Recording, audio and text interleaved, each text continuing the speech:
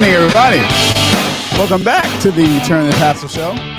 My name is Stephen Ampersand. I'm your host. And as always, we're here to help you and the people you love get to and through college, university, or trade schools earlier on time with minimum to no debt. And we can clap that up. Because as you can see, with today's $1.75 trillion and counting dollar student loan debt crisis, getting to and through college without debt is more important now than it ever has been before. I mean, for crying out loud, just look at the gas prices. Look at the gas prices right there now, and just, I mean, the gas prices.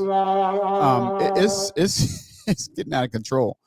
There are projections in some circles that a gallon of regular gasoline could go as high as $10 per gallon before we get to the end of the summer. Now that's the want.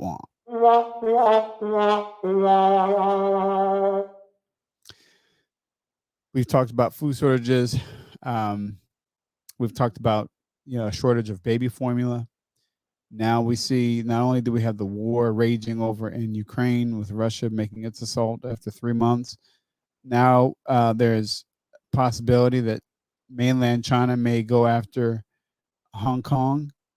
And if that happens, not Hong Kong, but Hong Kong, the annexed part there of the country, the only democratic corner of China, right? And if that happens, and President Biden's already jumped in, he's already said that if they go after them, we're going after China. I mean, and World War III is a strong possibility right now. It's a strong possibility right now. And when you add to that the supply chain issues, food shortages, increased gas prices, folks are getting squeezed. It's getting bad, right? So the last thing you can afford to do right now is to have all that going on and have the looming threat of student loan repayment schedules kicking back up. Let's go ahead and intrepid that. And where's this money going to come from? Where's it going to come from? Folks just don't have it, right? You're just going to see chaos in the streets. Now you got the mass shootings that have happened again. Now we're back to mass shootings. Clearly the pandemic's over and we got mass shootings again, right? I mean, what in the flat earth is going on here? It's getting out of control. So, can we worry about things that we can't control? Yes, we could. But should you? No. You shouldn't worry about things you can't control. Instead, you and we should focus on the things that we can control. Like, for some reason, I can't seem to control the boom arm of this microphone. I cannot get this microphone to stay up where I want it to, and it really is frustrating. I'm always playing with this thing. It's getting on my nerves. Daggone it. Stay where you're supposed to stay. Okay? But no, we can't stress over things that we could, but we should not stress over things we can't control. There are things that are out of our hands.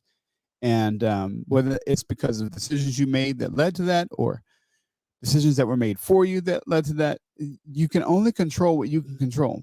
So do that. Control the things you can control. And the other things that you can't control, you got to let that stuff go.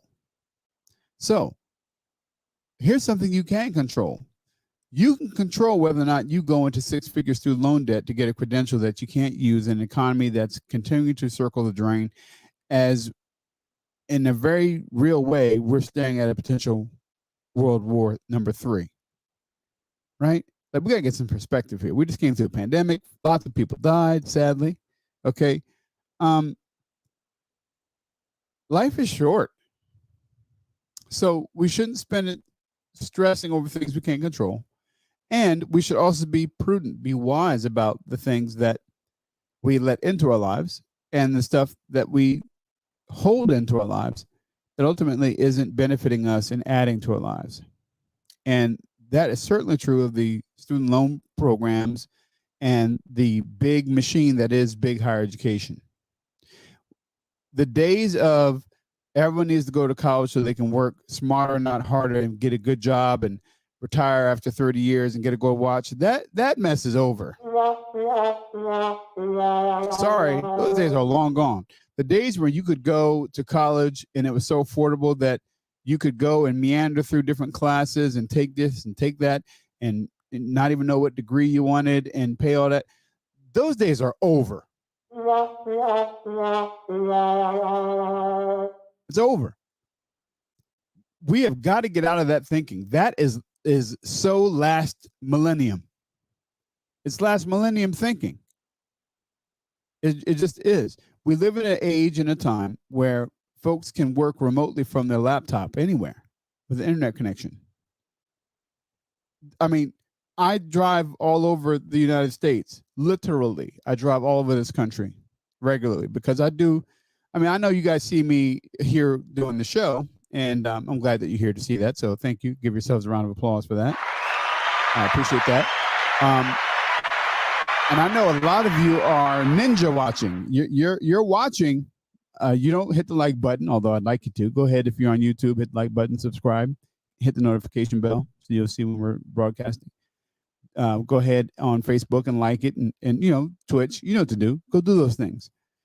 But don't be deceived by the numbers there, because what I can tell you is that since we've been broadcasting, and we're coming up on a year now. It's almost a full year that we've done this. It'll be a full year in July. And how do I remember? Because I was in the emergency room of the hospital, getting the MRI and all this stuff, getting the records of my MRI from my right shoulder surgery. I had right shoulder surgery in August after I slipped and fell and needed complete right shoulder reconstructive surgery to repair torn ligaments, broken humerus bone. Wasn't nothing funny about it. They say it's a humerus bone. I don't know why they call it a humerus, because there's nothing humorous about the break. And I was in there, and I was at a crossroads in my life, and I was looking at things, and I was like, wow, things have really not been going my way. Things really had not been going my way. And I was sitting there, and I said, you know what? I'm going to go ahead and I'm going to start my podcast. I'm just going to start. And there I was on my cell phone, right? Same phone. You can see the covers beat up. I was on my cell phone, and I did my first video talking about turning the tassel. And I just let people know, hey, listen, this is what I'm doing. I've had Turn the Tassel on the books since 2015. I've been doing it on the side here, there, and everywhere. But I really decided to make it a focus because it's where my passion lies. I enjoy it. I enjoy helping students. I enjoy helping families navigate through the pitfalls of higher education, because I went through it without those guidance and mentorships. And I made all the mistakes as a result of it. And I've watched so many others around me make the same mistakes. And so after a while, I said, you know what? As I progressed and moved up in my career and everything else, got to the C-suite, did all that. I've been there, bought all the T-shirts, right? I went from the very front lines all the way up to the C-suite. I didn't get to presidency, and I was aiming at presidency. And then I decided, you know what? After spending a lot of time next to presidents that I work for directly, I saw their lives. I'm like, I don't want that life. So then I thought, well, what is it that I enjoy most about doing this? And it's really helping people. It's helping people. That's what I enjoy about it the most. So I decided to go full on in with Turn the Tassel Consulting Group. And I'm so glad that I did, because not only does it invigorate me, but I've really been able to help a lot of students since then. And you may have noticed that my videos have slowed down. Why have they slowed down? Because I've got clientele.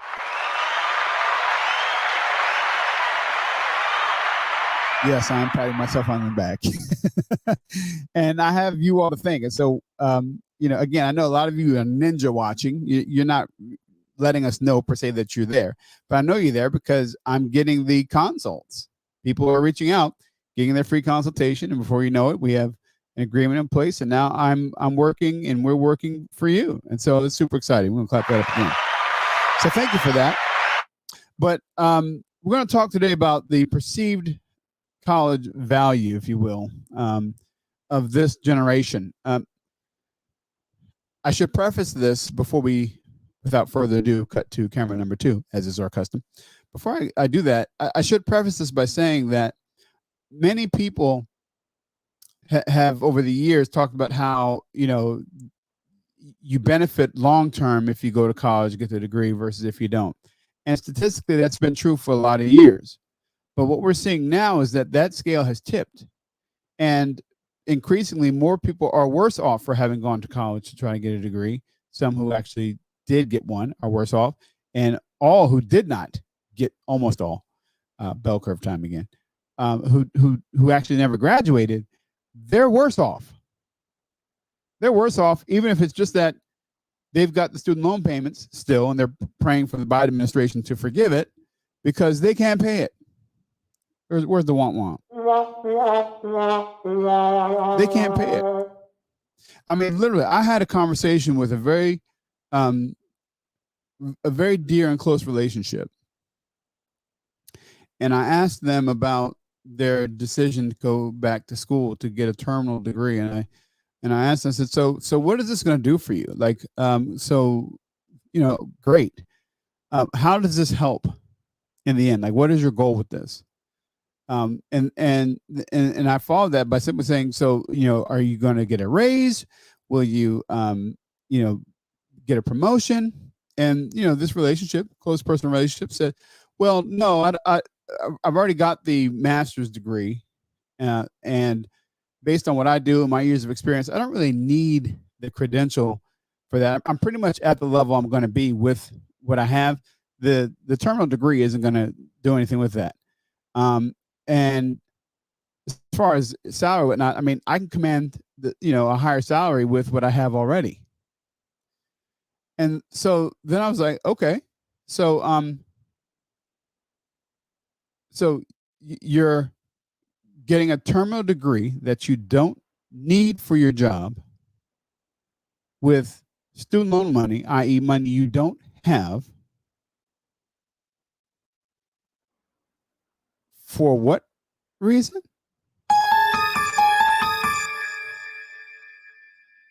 And they said, well, I'm doing it for me.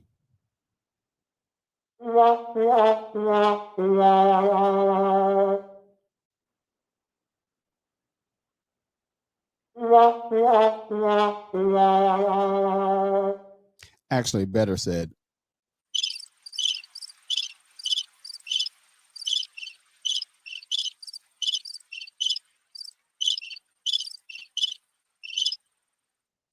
You're taking time away from your family, your children, etc., to get a credential that you don't need with money you don't have for you.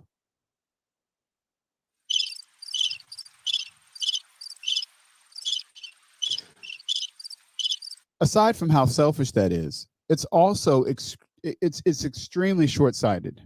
It's extremely short-sighted because at the end of the day, while you may be able to get DR, or maybe not DR, maybe you have other letters, but though you may be able to get various alphabet soup letters behind your name. And listen, I ain't knocking that. I got plenty behind mine. So it's not about that. But the idea that you could get those behind your name, right? Like maybe that gives you some clout, some street cred. People call you doctor now. And so now you get to go to the restaurant and put doctor, whatever your name is. And then they get to announce that and people get to say, oh, that's doctor, whoever that is. Right. Fine. Especially if you have the money to go and do that. That's awesome. That's fine. If you're a big ego person and that's really what floats your boat. But to do that and go into 6-figure student loan debt at the, in this instance, at the late, middle to early end stages of your career, is just unwise. It's just not a good decision. So selfishness aside, ego aside, just in a practical way, that's just not a sound decision. That's a short-term benefit with long-term woe. And especially so as we watch the world seemingly crumble around us. So that's a reality for generations of my age and even some boomers who are still around. We made some of these bonehead mistakes and we're paying for it still. And frankly, you are too, because you're a taxpayer, right? But what we're seeing, and I have some encouragement here, I'm actually encouraged to see that young people are starting to get the picture. And so without further ado, and there's been plenty of ado here, I'm going to go ahead now and cut to camera number 2. This is an article from, let me get rid of this. This is an article from Inside Higher Ed.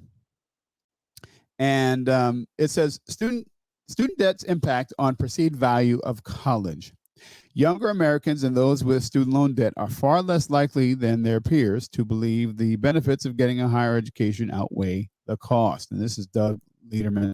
This was published today. Okay, so let's go ahead and read through. It says, the Federal Reserve Bank does more than set the nation's monetary policy. It also keeps close tabs on Americans' views of the economy and their own financial well-being. And the latest iteration of its closely watched household survey reaffirms the people's belief in higher education, but offers some significant warning signs for college leaders.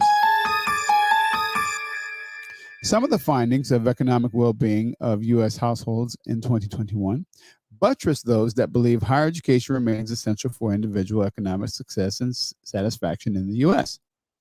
Americans with at least a bachelor's degree remain far likelier than their peers to describe themselves as at least doing okay financially, with those who have an associate or technical degree who attend some college well behind and only a bit above those with just a high school degree.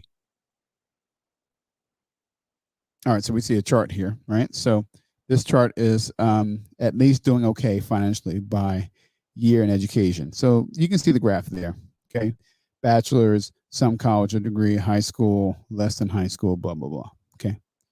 So that's there. Now, consistent with previous iterations of the survey, majority of Americans who went to college, 52%, now watch this, they write 52%, 5-2, so you can see that number, said that the lifetime benefits of a higher education outweigh the financial cost. 19% said that the benefits did not exceed the cost, and the rest were ambivalent. Now, grammatically speaking, and if you're following, let me just jump in right here for this. Grammatically speaking, and if you are using APA format or MLA, blah, blah, blah, you don't start a sentence with a numerical number. So you would write out the word, right? However, I'm going to call foul on this. So I'm going to throw a flag on this because you see a 52%, right? The number there just before they move to 19% with a new sentence. Okay, so 19%, unless you're reading, if you're skimming, you may not see that 19%. Okay, but I just want to point out that 19% is a big number. All right, so let me get out of the way here. All right, so 19% said the benefits did not exceed the cost, and the rest were ambivalent. Okay, that's not that's not a good endorsement. Okay, that is not a ringing endorsement at best. All right, the differences in perceived value were sharp based on various traits. Fewer than a third, 31%, of those with some college but no degree said that the benefits exceed the cost, as did 46% of those with an associate degree and 67% of Americans with a bachelor's degree or more. Bachelor's degree recipients from public and private nonprofit colleges, 69 and 63% respectively, were likelier than their counterparts from for-profit colleges, 43%, to perceive their post-secondary investments as being worth it.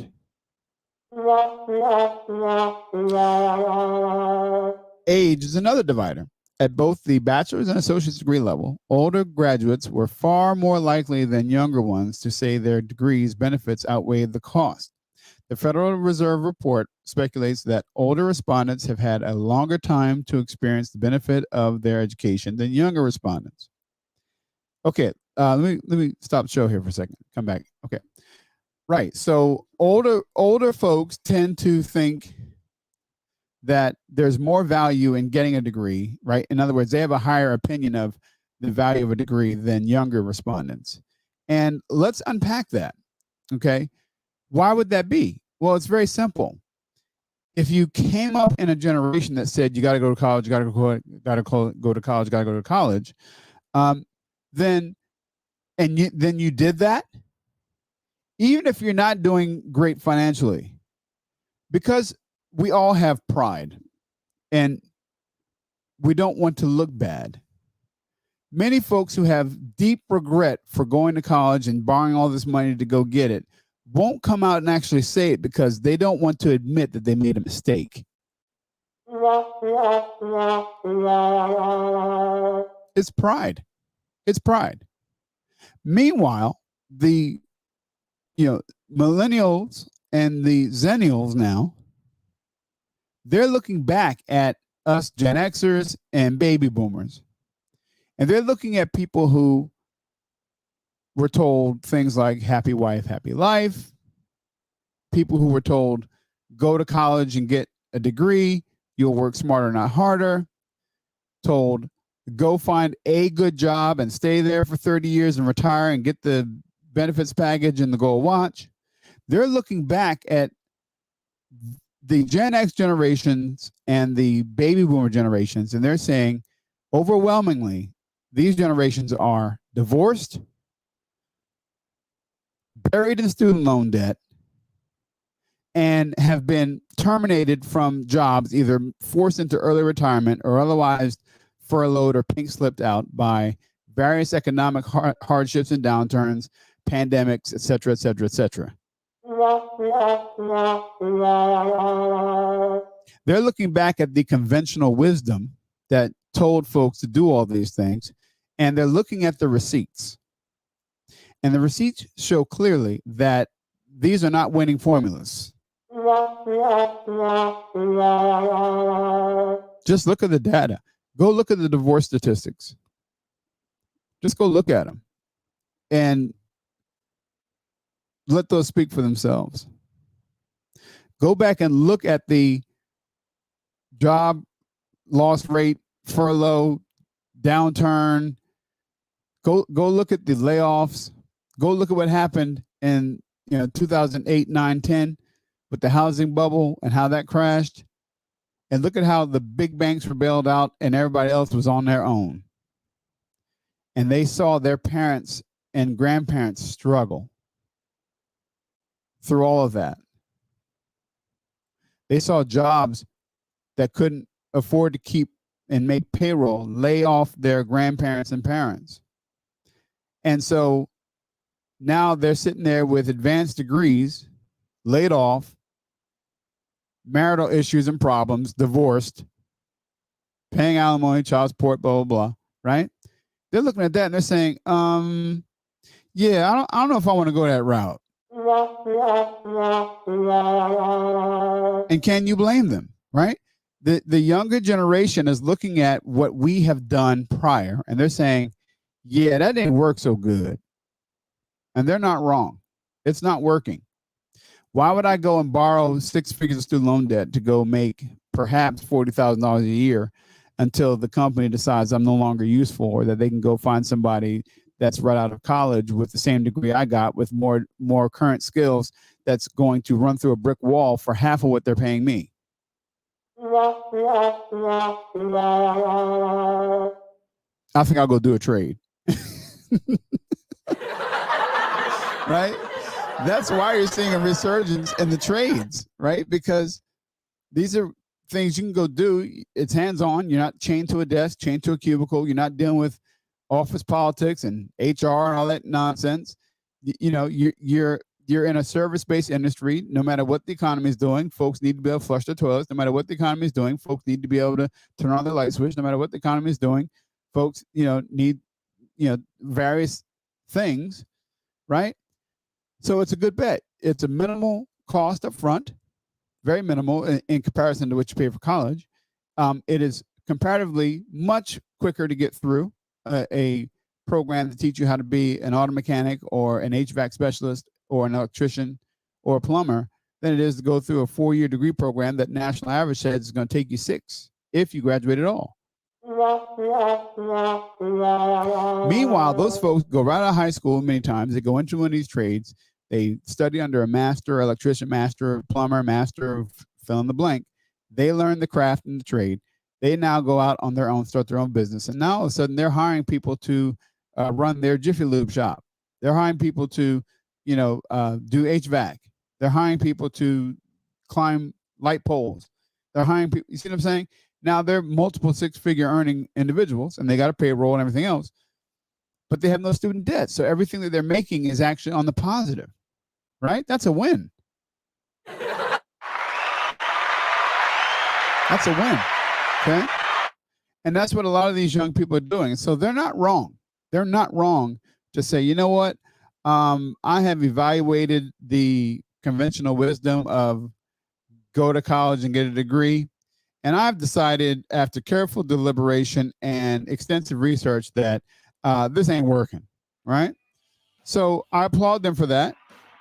And I encourage you to take a page out of their book. Don't just go with conventional wisdom.